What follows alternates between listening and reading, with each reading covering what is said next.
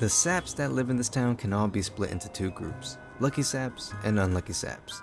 Saps with lots of dough and saps who ain't got none. Saps who've won and saps who've lost.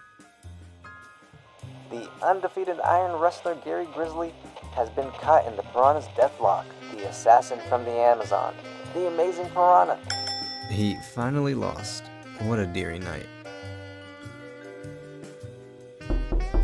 Come on in. The lock's broken. I will pay whatever sum you ask. If we're talking rubies here, then the details come first, mister. My name is Eddie Costello. Please call me Eddie. It's not much of a job. I bet like you could finish it in a single flight. I don't want to be told how to do my work, Mr. Costello. Not to mention a fella don't just fly around whenever they feel like it, you know? Seems like a waste of time to me. Well, about the job? She's very suspicious. Who is? My wife. You want me to see if she's double-crossing you, huh? Although, if she always floats about in public like so, this should be a snap. Night after night, she comes here to meet men in secret. Apparently, she had a minor role in a Hollywood flick once. Yeah, she's a doll, alright. It's plain to see that any man who picked up a tomato like this would never be able to stop worrying. Nah, I doubt it'd end at a simple worry either. She alternates men every night. Just how many will it take before she's satisfied? I could never guess her type, though. I finished my investigation and I'm coming to report to you. Your wife's heart is pitch black.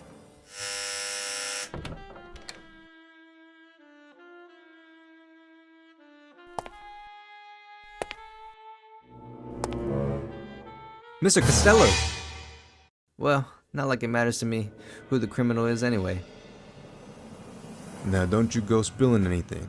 Keep your nose at a place that it doesn't belong. I don't have any idea what you're talking about. Then I'll say it again. Stay out of this. Stay out of this.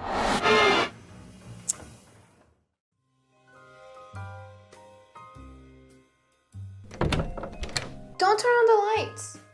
They're after me. Don't turn on the lights. I'm a bet, you know, it doesn't matter if the lights are on or not for me. Besides, you think that's the way to ask someone for something? A dangerous thing like that doesn't suit you at all, sweetheart. Help me. This is Billy Bat, and it was created by Kevin Yamagata, but the problem is that it wasn't. You see, these two police officers enter into Kevin's studio because they got a tip saying that the neighbor is a Russian spy. And Kevin's room is the best place to watch this Russian spy. They see that Kevin is working on his comic Billy Bat, and one of them says that he has seen this character before. And that's the story. Well, I mean, that's what I initially thought was the story, and I didn't really know what I was getting into.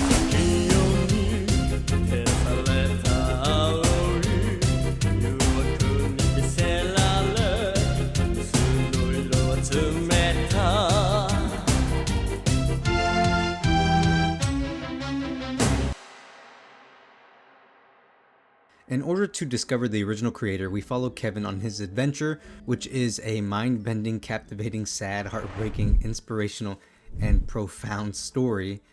But our trip even dwells into a spiraling conspiracy involving the US government, the KGB, and the Republic of Cuba, and even dwells into fourth dimensional beings. How so? Every conspiracy is about one thing: power, keeping it, and getting more. That's why we can be sure that there are some powerful people in the shadows, the same people who illegally sold weapons to Iran, then used the money to illegally fund rebels in Nicaragua. The same people who spied on MLK Jr. and gathered evidence of an affair he was having and even used it to blackmail him. The same people who possibly laced and spiked... I realized that I was misinterpreting some things and possibly said many things that are false, and I have to say this for my own safety. I am not a threat, and this is one big joke, and all of this is fake, and it's not real, and this is just a video about a manga/comic. And this video will contain spoilers, so keep that in mind. And yes, I have to say this. Please tell me that you guys can see him. Quick question, what color do you see? What do you mean? White or black? You know what? Never mind. Hey, why don't you tell them about those 3 big rail mysteries that happened in the summer of 1949 in Japan? Are you sure? Can't I just ease my way into it? I think all you're doing is running away. Sure you're alright with that, pal? I am. Don't you want to be a hero? That's not gonna work. How about you tell them about the group of ninjas that all betrayed one another? Then I'll have to deal with historians in my comment section. You'll cover some of the important ones. So let's get you started. No, wait, I have to work on my pronunciation.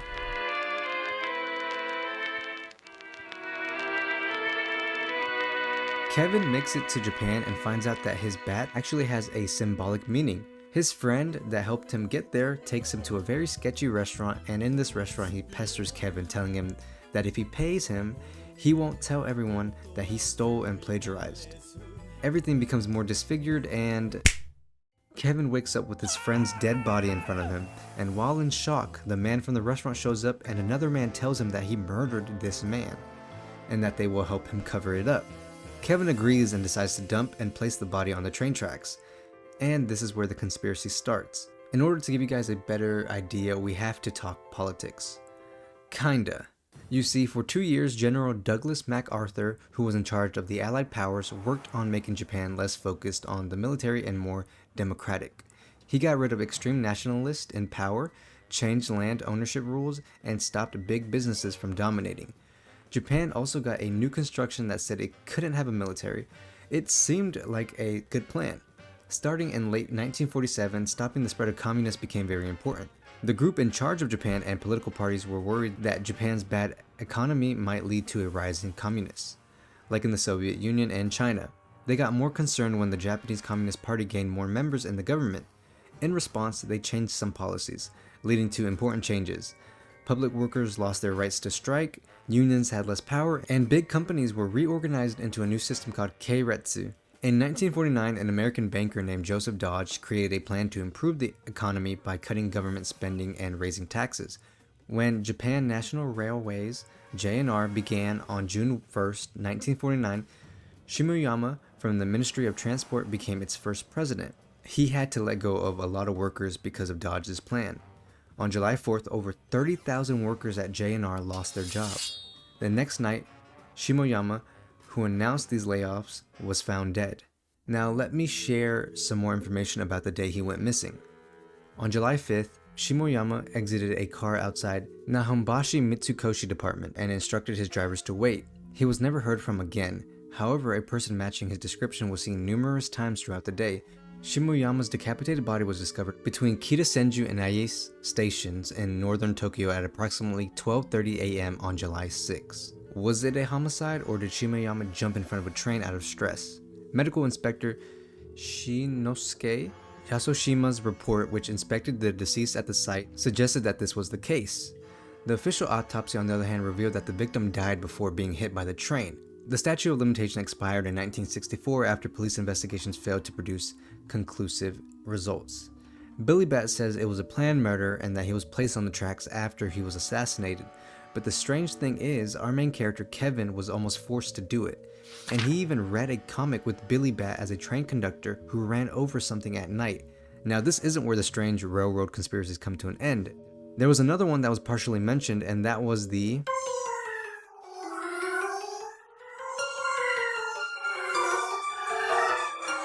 Within 2 weeks of Shimoyama's death, the police were called upon to investigate another rail-related incident. On the evening of July 15th, an unmanned 63 series train with its operating handle tied down crashed into Mitaka Station, killing 6 people and injuring 20. It came after a second round of JNR dismissals, about 63,000, the same week. Members of the National Rail Workers Union, outraged by the nationwide cuts, were instantly blamed. 10 members of the groups were arrested and accused of rail sabotage. All except one of them were owned by the JCP. The odd man out was conductor Keisuke Takeuchi, who confessed to the crime. However, according to the testimony of a third party, he was in a common JNR bath at the time of the occurrence, which was not introduced at trial. Takeuchi was sentenced to death by hanging in 1955. The judges concluded that he planned and executed everything himself.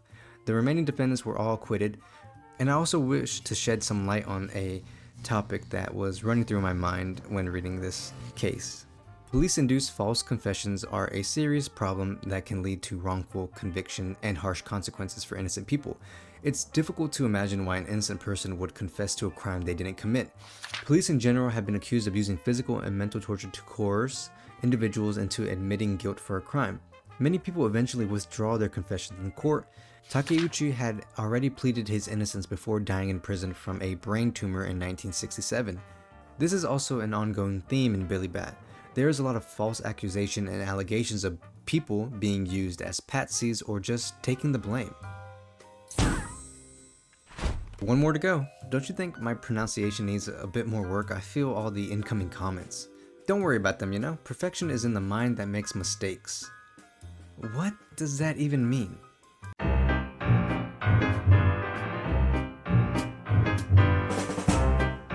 The second big derailment of 1949 happened in mid-August. 3 crewmen were killed when a C511 steam locomotive overturned between Kanayagawa and Matsukawa Station in Fukushima Prefecture. According to accident investigators, the track joints, nuts, and bolts had been loosened and the railroad spikes had been removed.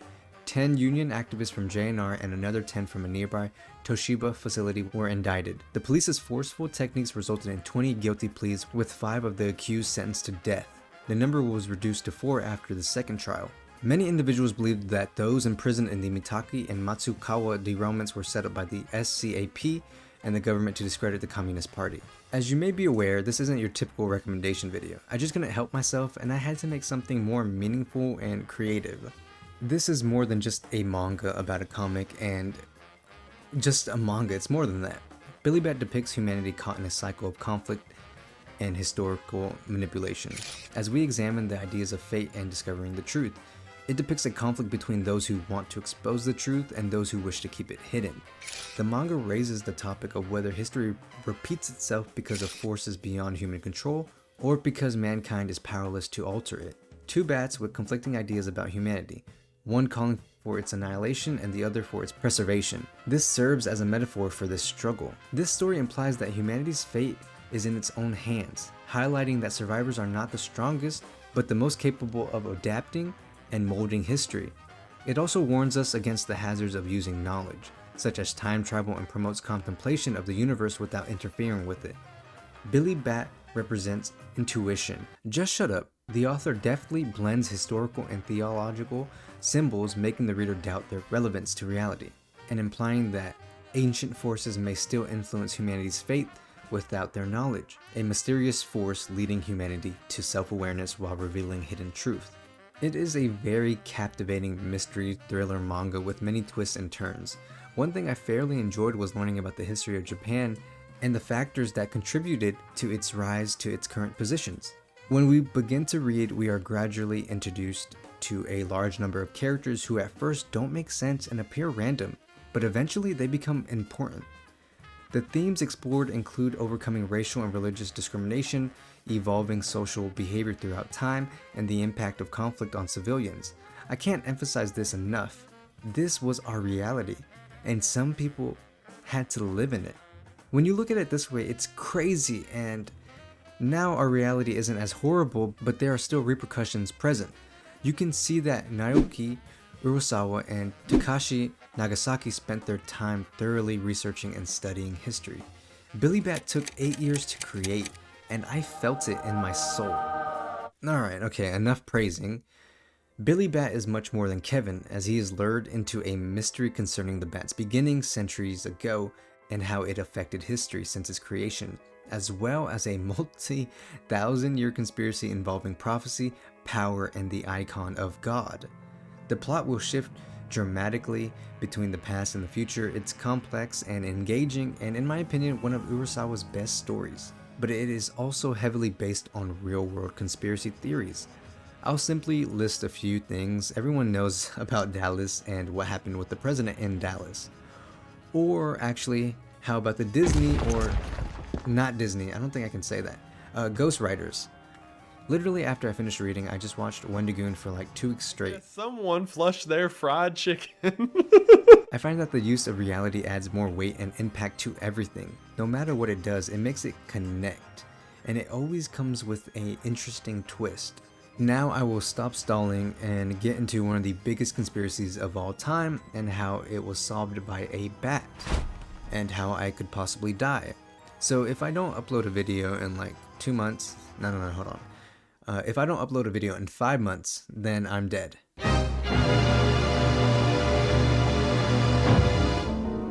My dream ever since I was a little boy was to become a spy. I am Lee Harvey Oswald. I was born on October 18th, 1939, down in New Orleans, Louisiana. I never knew my father. He died from a heart attack before I was born, so I was raised by my mother along with my brothers. My older brother was in the Marines, so I joined the service when I was 17. And while in the army, I had suffered consequences multiple times. I accidentally shot myself with a unlicensed weapon, and I ended up arguing with a superior once, and I discharged my gun inappropriately while on patrol. Then in 1957, I was assigned to the Naval Air Facility in Atsugi in Japan. As part of the Marine Air Control Squadron 1, under an order from my superiors, I started learning Russian. I had freely named myself as a sympathizer of the Soviet Union, so people even started calling me Oswaldovich as a joke. I went to the cabarets in Ginza a lot. Marines were really popular there. Where did I get the money to do stuff like this, you ask? That's a secret. 1959, I defected to the Soviet Union. In return for leaking classified information during my time in Atsugi, I announced that I never planned to return to America. Incidentally, the Soviets suspected me to be a spy. In order to prove my fidelity, I even attempted to take my own. Maybe that's a bit much. There, I was finally admitted to live in Minsk. That's where I met Marina, a beautiful young woman, to whom I soon proposed marriage. Marina had an uncle, and he was a high-ranking MVD colonel. It was in January 1962 when I applied to return to the States at the US Embassy. After 6 months, our return was permitted, and we traveled from Minsk to Hoboken, New Jersey. And well, that's my story. You said something about a job? A job on which side? In terms of white and black, I suppose it'd be black. Go to Dallas for me. You are acquainted with Mr. Morenschild, correct? He'll introduce you to a surveying company. That's the job you were talking about? It's a company connected to the national military establishment. Got a gun? Huh? How's your shot? I have confidence in myself.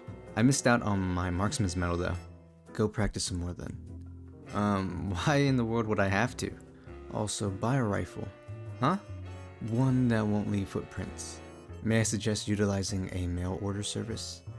Next! Good morning, sir. Your name? Oswald. Mr. Oswald, your job is to hand out flyers reading "Long Live Castro" in New Orleans. Understood, sir. Excuse me. Next! Good morning, sir. Your name? Oswald. Mr. Oswald, your job is to sneak into the Soviet embassy in Mexico City and defect to Cuba. Understood, sir. Excuse me. Next! Good morning, sir. Your name? Oswald. Mr. Oswald, your job is to test drive cars in Dallas and brag about how good Soviet cars are. Understood, sir. Excuse me.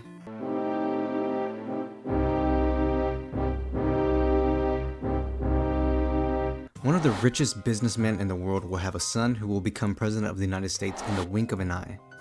That kid will also have two very smart brothers, and they will work together with him to sweep away all the country's darkness. Think about it. If each of the brothers became presidents in order, it would equal to 24 years. That's enough to clean this country's darkness, isn't it? And with that information, they got scared. And by they, I mean the ones who need darkness in the world. You see, these three brothers were rays of light for this nation. And then, that's when he had to say something incredible. We choose to go to the moon.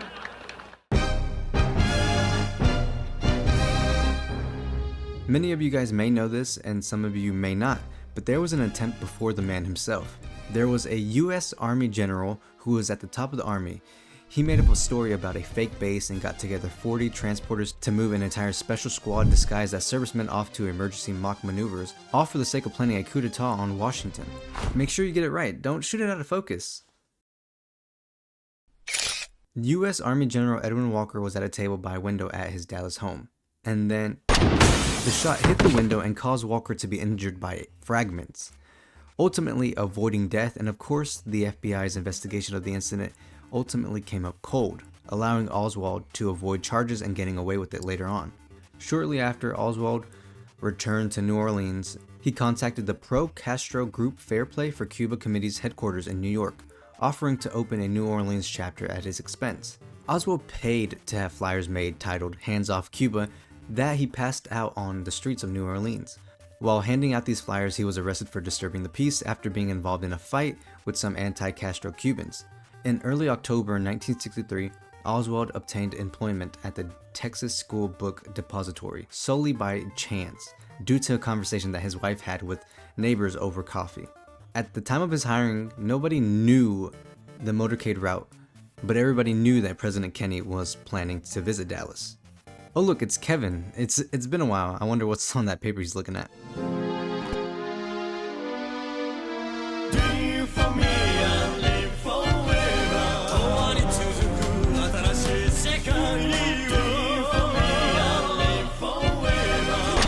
Team A preparations complete. Team B preparations complete. Team C preparations complete. The open car with the president in it. It is now about to turn off of Houston Street. Both sides are packed with crowds of people that have come to catch a glance of him, and the president answers them with a smile. Sheesh. Where will they aim from? When will they shoot? The car is now turning onto Elm Street. If he turns that way, there's the Golden Cola sign on one side and the Text Depository on the other, or the fence and bushes behind the hill. No! They're all going to fire at once from 3 different spots. Watch out! Watch out, Mr. President! Oh no, it's begun. Get down, Mr. President. There's only one thing to do. Mr. President, watch out! Now, many of you may have a bunch of questions, so let me clear up some misinformation. If you can call it that, this is all imaginary facts and is not backed up with evidence, so please do not bash me for it. Now let's look at the people who would benefit from this disaster. Let's start off with the unlikely, and I say that because of my own opinion, and that's the mob. Remember how I mentioned before that there was an extremely rich businessman? His name was Joseph Kennedy, and he made a deal with the mafia. Help my son in the Democratic primaries and later the general election, and I guarantee there will be no prosecution of the mafia by RFK during the Kennedy administration. The mob figured out it would probably be helpful to have a friend in the White House who was soft on organized crime. However, Joseph suffered a massive stroke prior to the inauguration, and it appears that he never told his sons about the deal. The CIA. I'm just kidding.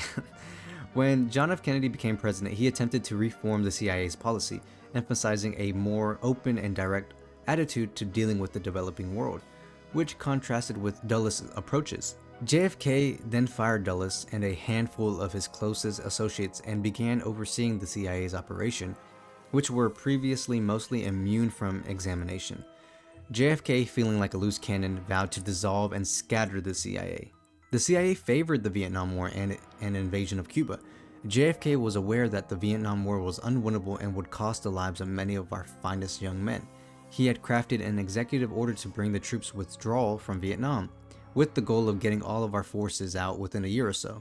Many people said that Lee Harvey Oswald liked Kennedy and that he liked him in the civil rights movement, but Lee was a very unclear individual. Because of the Bay of Pigs invasion of Cuba, he didn't like him. He always used to praise Kennedy whenever he talked about him. Oswald had never indicated that he harbored any negative feelings towards President Kennedy. But what do I know? I never met the guy. Take this with a grain of salt. Billy Bat is truly one of a kind. I can confidently state that there has never been anything quite like it before, and I doubt that there will ever be anything like this again. As one of Urasawa's best works, it demonstrates his mastery of the mystery genre with rich, linked plotlines spanning human history and the physical manifestation of abstract notions. This story keeps your mind running, creating new hypotheses and ideas and brainstorming thoughts. It's just amazing. This is the type of story that will stay with you long after you finish reading it. I mean, look what it made me do. This video may be awesome or a creative mess or just rage bait for conspiracy fans, but there will never, and I mean never, be a story like Billy Bat.